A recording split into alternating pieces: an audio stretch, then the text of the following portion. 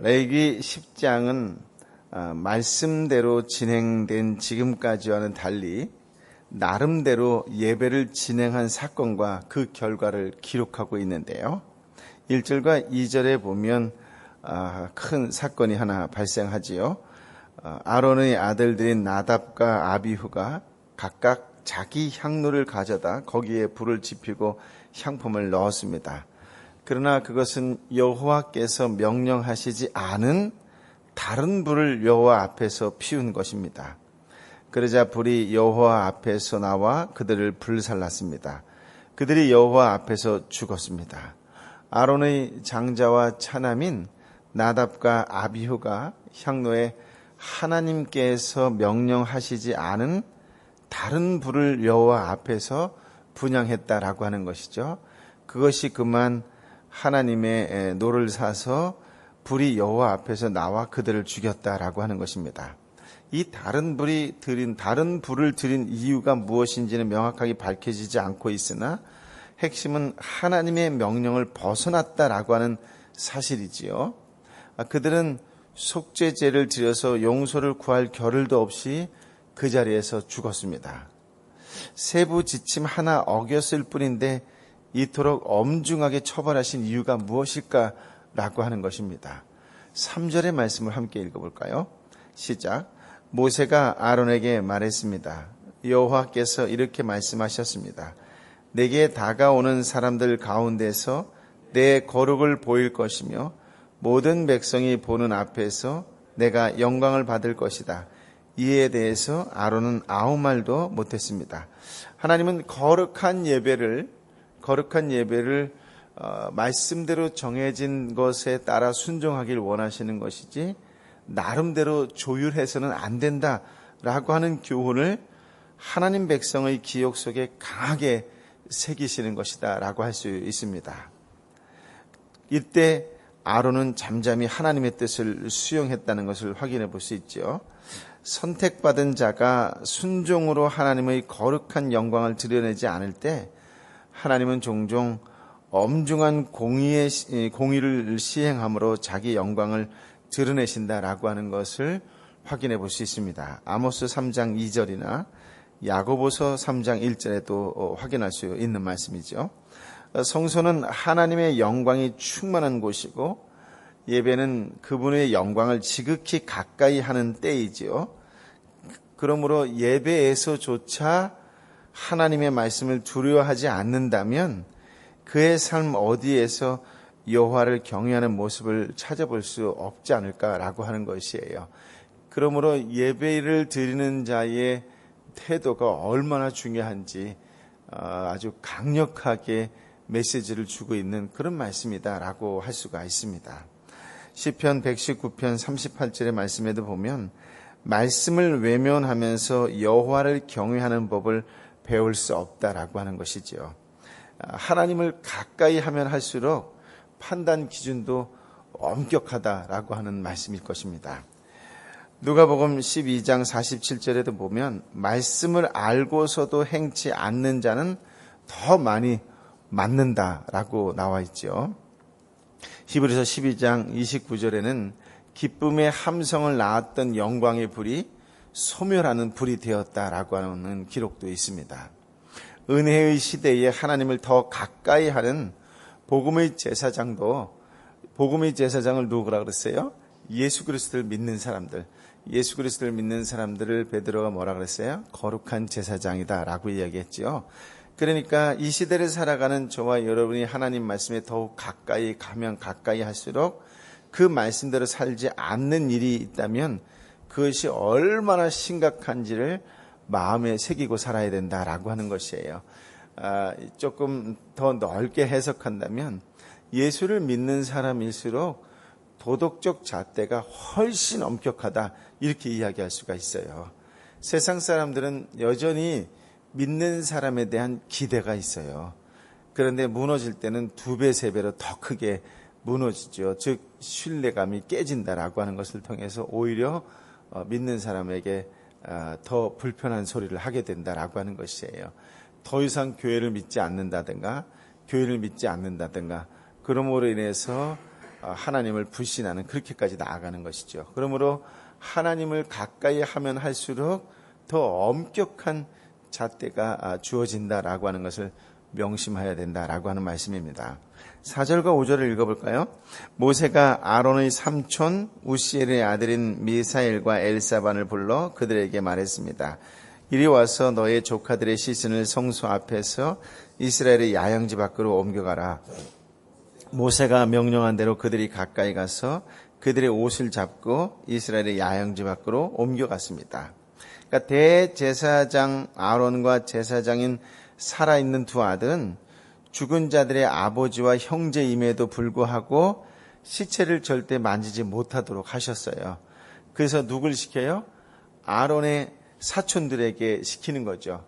그래서 모세가 아론의 사촌들을 불러다가 시체를 야영지 밖으로 메어 나가도록 한 것입니다. 그러니까 제사장은 철저하게 하나님 일에만 전념해야 했기 때문에 아들과 형제의 장례조차도 배제시킨 것이다 라고 하는 것이에요. 신약에 가면 예수님께서 제자들을 부르시고 나서 이런 장면이 나오지요. 부친의 장례를 치른 뒤 주님을 따르겠습니다 라고 제자들이 이야기했을 때에 예수님께서 뭐라고 말씀하세요? 죽은 자들로 죽은 자를 장사하게 하고 너는 나를 따르라 라고 말씀하시지요. 무슨 말일까요? 하나님의 기름 부음을 받은 자들은 육정에 사로잡히면 안 된다라고 하는 의미예요. 이 시대를 살아가는 저와 여러분 신실한 그리스도인이라면 교회와 하나님을 인간의 육정이나 인간의 열심이나 인간의 열정만으로 섬기면 안 된다라고 하는 것을 가르치고 계시는 것이지요. 목회자들도 인간적 동정이나 물욕이나 기타 세상 것에 마음이 쏠리면 목회자로서의 자질은 끝난 것이다 이렇게 이야기할 수 있을 것입니다. 오직 하나님 말씀에만 집중해야 한다라고 하는 말씀이에요. 나답과 아비후가 하나님의 불에 죽었지만 앞장에서 말씀드렸듯이 옷은 상하지 않고 그대로 두시고 사람만 죽은 거예요. 인간의 상상으로는 잘 헤아리기 쉽지 않겠지요. 하나님의 불이 제단에 던져지는 그 불인데 그 불이 주변의 것은 아무 일이 안 생기고 오직 나답과 아비후만 죽은 거예요. 그러니 아론의 사촌들이 시체를 옷 입은 채 집 밖으로 옮겼다라고 되어 있잖아요. 그러니까 옷에는 전혀 불이 붙지 않은 거예요. 사람만 죽는 아주 신비스러운 일이 발생한 것이죠. 하나님만이 하실 수 있는 일이겠지요. 제사장이 죽었으니 성막에 두고 3일장을 치른다라고 하는 그런 것을 전혀 하지 않고 그냥 징벌을 받은 자이기 때문에 즉시 야영지로 짐 밖으로 내어가야 했다라고 하는 것이에요. 그러면서 6절 7절에 이렇게 말씀하십니다. 같이 한번 읽어볼까요? 시작. 그러자 모세가 아론과 그의 아들인 엘르아살과 이다말에게 말했습니다. 여러분은 애도를 나타내 여러분의 머리를 풀지 말고 옷을 찢지 마시오. 그렇지 않으면 여러분은 죽을 것이고 온 공동체의 진노가 있을 것이요. 다만 여러분의 형제들인 이스라엘의 온 집이 여호와께서 보내신 분의 불에 타 죽은 이들을 위해 애곡할 것이요. 회막 입구에 떠나지 마시오. 그렇지 않으면 여러분은 죽을 것이요. 이는 여러분이 여호와의 일을 하기 위해서 올리브 기름으로 부음의 의식을 치렀기 때문이요. 그러자 그들은 모세가 말한 대로 했습니다. 참으로 아주 기가 막힌 말씀이 아닐 수 없는데요. 모세가 아론과 살아남아있는 아론의 두 아들 제사장 엘르아살과 이다말에게 하나님의 뜻을 전하는 거예요. 그러니까 제사장이라고 하는 사람은 하나님의 일을 직무하는 가운데 인간적 감정에 휩싸이면 안 된다라고 하는 것을 분명히 가르치고 있는데요. 가족의 상을 당해도 머리를 풀거나 옷을 찢는 그런 슬픈 감정을 표현하는 것까지도 억제해야 한다고 가르쳐요. 하나님의 채찍도 받아들여야 한다는 말이겠지요. 이들 제사장들은 가족의 장례식에도 참석하면 안 된다고 하는 것이에요. 만약 하나님의 징벌로 형제가 죽었는데 옷을 찢고 머리를 풀고 슬퍼한다면 이것은 하나님의 채찍에 반항하는 행동이 되는 것이다 라고 하는 것입니다. 그런 행동은 하나님의 진노를 사서 죽은 이들에 대해서 반항하게 된다라고 하는 것이에요. 이들이 백성들의 대표이니 이들만 죽이는 것이 아니라 결국 백성들까지도 하나님의 진노가 미치게 될 것이다 라고 하는 것을 알려주는 거예요. 그러므로 하나님이 주시는 복만 좋아하고 채찍에는 반항하거나 슬퍼하면 안 된다는 것 또한 우리에게 알려주는 것이겠죠. 그런데 놀라운 것이 뭐냐면 나답과 아비후의 죽음을 슬퍼해 줄 사람들이 따로 있다는 거예요. 그들이 누구라고 나와 있어요? 이스라엘의 온 집이라고 하는 거예요. 여러분의 형제들인 이스라엘의 온 집이에요. 즉 제사장이었기 때문에 이 나답과 아비후에 대한 죽음에 슬퍼할 사람들은 결국 누구? 백성들이 그렇게 해야 된다라고 하는 것이에요. 그들이 백성들을 위해 일하다가 죽었기 때문이라고 하는 것이지요. 따라서 백성들은 자기들을 위해 일하다 죽은 자를 슬퍼하고 하나님의 공의를 실감하고 근신하고 깨우치는 기회로 삼아야 한다라고 하는 말씀이에요. 제사장이 하나님의 말씀대로 행하지 않아서 죽음을 당했을 때에 그거에 대한 장례를 누가? 그들의 백성들이 치르는 거예요. 그런 백성들이 장례를 치르는 동안에 하나님에 대한 공의를 묵상하게 되는 것이지요. 뿐만 아니라 이것을 통하여 근신하고 깨우치는 기회로 삼아야 된다라고 하는 것이에요. 그런 것조차 하나도 하나님의 말씀을 통하여 깨우침을 주고자 하는 것이다 라고 하는 것입니다. 아론과 남은 두 아들 엘르아살과 이다말은 여호와의 기름으로 기름 부음을 받아 특별히 제사장으로 성별된 자들이기 때문에 제사장에게 거룩한 기름을 부음받은 것은 그들로 하여금 전적으로 여호와 하나님만을 섬기도록 하기 위해서 것이다 라고 하는 말씀이에요. 어떤 상황에서도 여호와를 향한 절대적 헌신에서 돌이킬 수 없다라고 하는 것을 확증하는 표다라고 말씀드릴 수가 있습니다. 여러분, 제사장에게 있어서 제일 중요한 것이 있다면 그것이 무엇이냐면 사람과의 관계보다는 하나님과의 관계가 우선이다라고 하는 메시지예요. 심지어 예수님도 그러셨지만 가족보다 하나님을 더 사랑해야 한다라고 하는 메시지라고요. 부르심에 헌신할 수 없게 만드는 슬픔은 절제해야 한다라고 하는 말씀이에요. 살아있는 제사장들은 모세의 이러한 지시에 순종하고 있다라고 7절 마지막 구절에 나오지요. 8절과 9절 말씀을 함께 읽어보겠습니다. 시작. 그때 여호와께서 아론에게 이렇게 말씀하셨습니다. 너와 너의 아들들이 회막에 들어갈 때 포도주나 다른 술을 입에 대서는 안 된다. 그렇지 않으면 너희는 죽을 것이다. 이것은 너희가 대대로 지킬 영원한 규례다. 여기 보면 이제는 모세가 아니라 아론에게 하나님께서 직접 말씀하시는 장면이 나오잖아요. 이제부터는 아론이 공식적으로 책임자가 되었기 때문입니다. 이 사실을 온 백성이 알게 하려고 하나님께서 모세를 통하지 않으시고 아론에게 직접 말씀을 주시는 거예요. 여러분, 우리가 사는 세상도 마찬가지예요.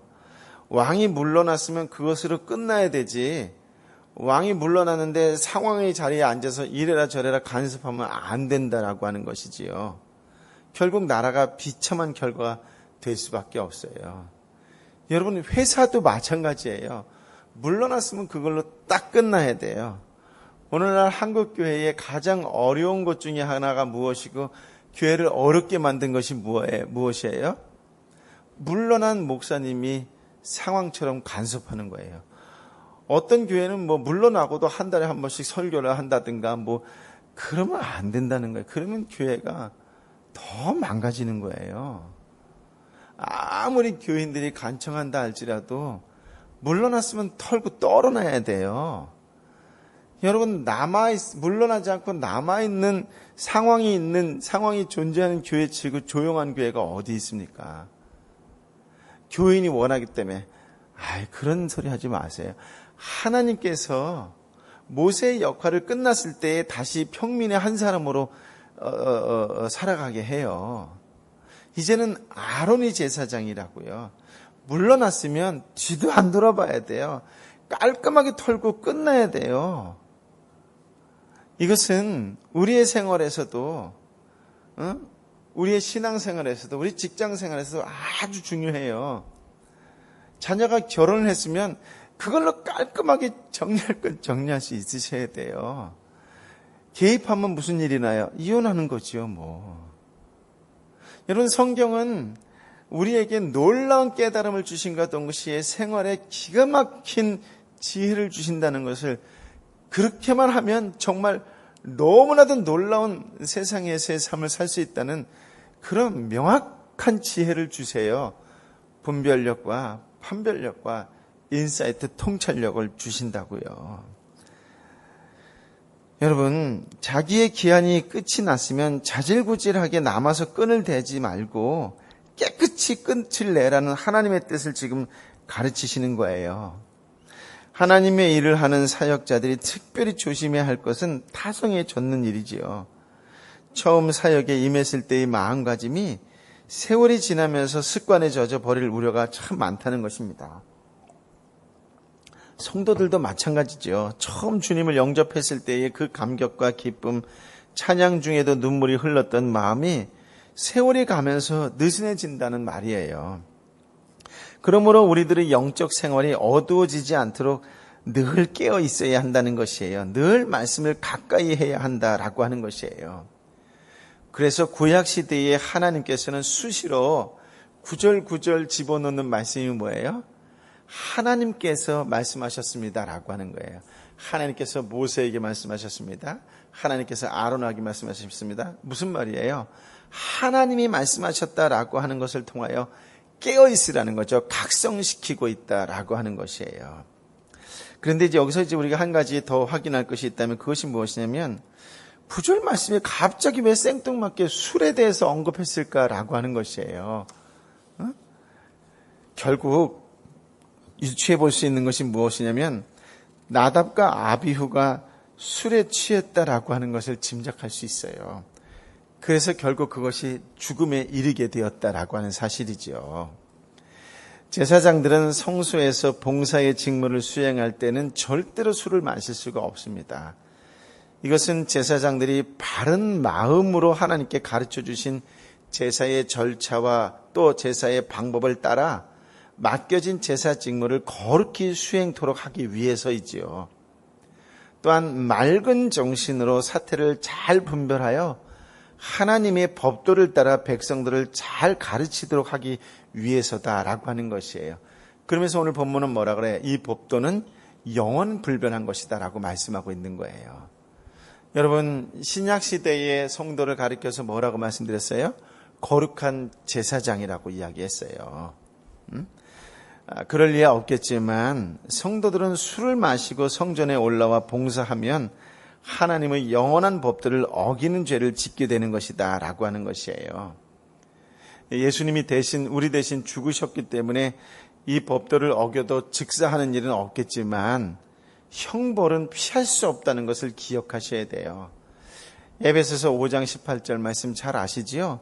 술 취하지 말라. 이는 방탕한 것이니 오직 성령의 충만을 받으라 라고 하는 말씀이요. 그러니까 성령의 충만을 받기 위해서는 술에 취해서는 안 된다는 말씀이지요.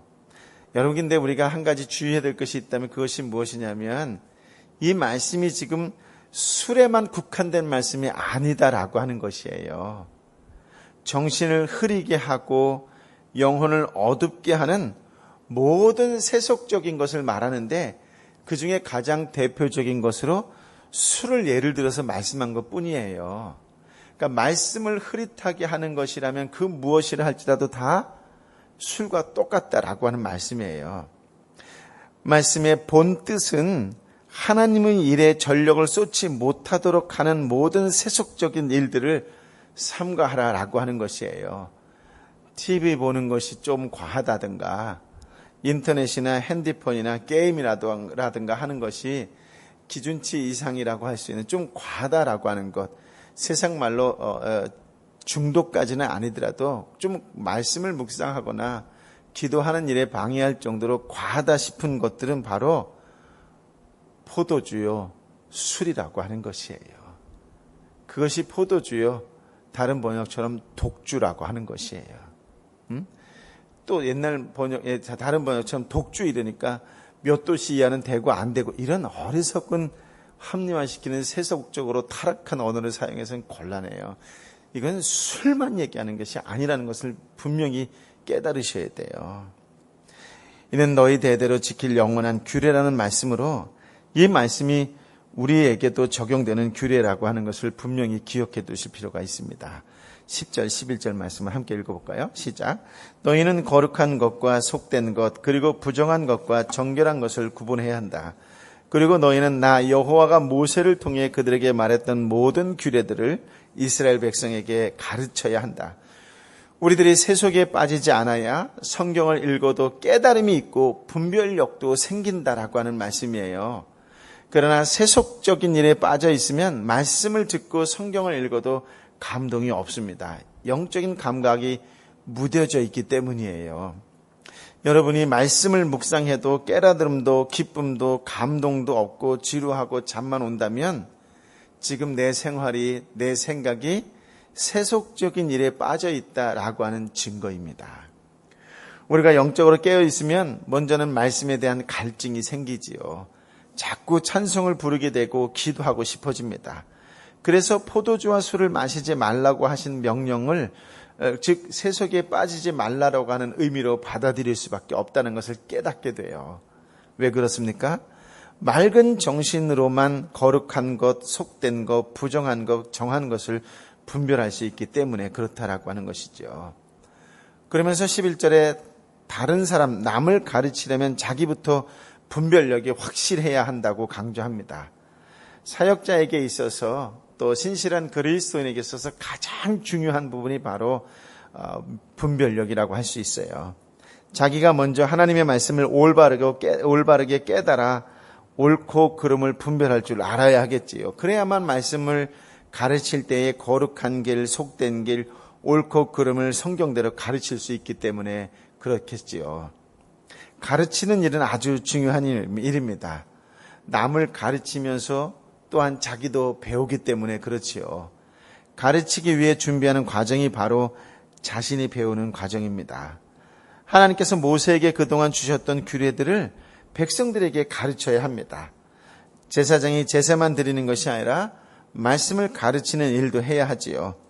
성경은 선생님 또는 지도자 된 자들의 솔선수범을 강하게 요구하고 있지요. 특별히 야고보서에 보면 오죽하면 선생이 되지 말라 소리까지 합니까? 무슨 말이냐면 입으로는 가르치면서 자신은 행하지 않는다면 이는 하나님께서 가증히 여기는 위선이 되고 만다라고 하는 것입니다.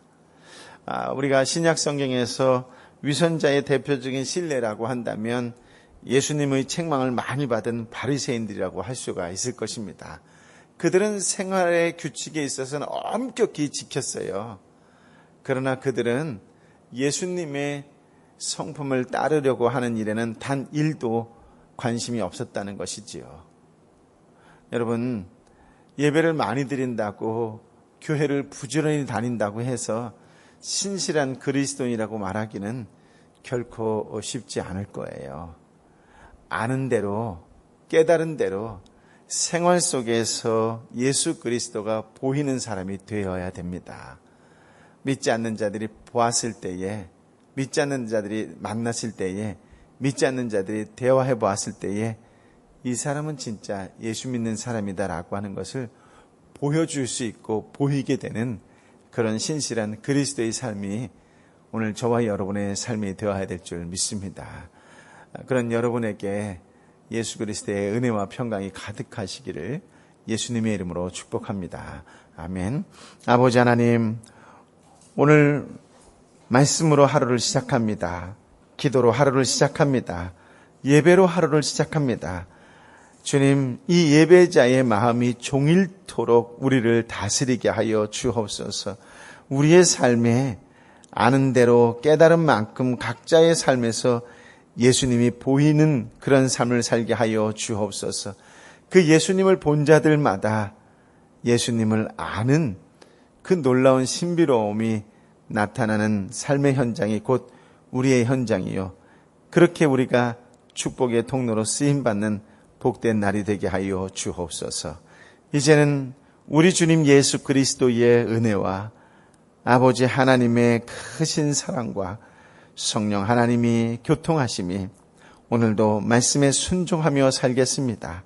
예수 그리스도의 향기로 살겠습니다라고 다시 한번 말씀 앞에 결단하고 결심하는 하나님의 딸, 하나님의 아들 한 사람 한 사람 머리 위에 저들이 애통하는 마음으로 사랑하는 마음으로 함께 기도하는 삼토와 일토 위에 또 아파하고 힘들어하고 지쳐있는 내 사랑하는 이웃 머리 위에 열방의 선교사님과 선교지 위에 이제부터 영원토록 함께하여 주옵기를 간절히 축원하옵나이다. 아멘.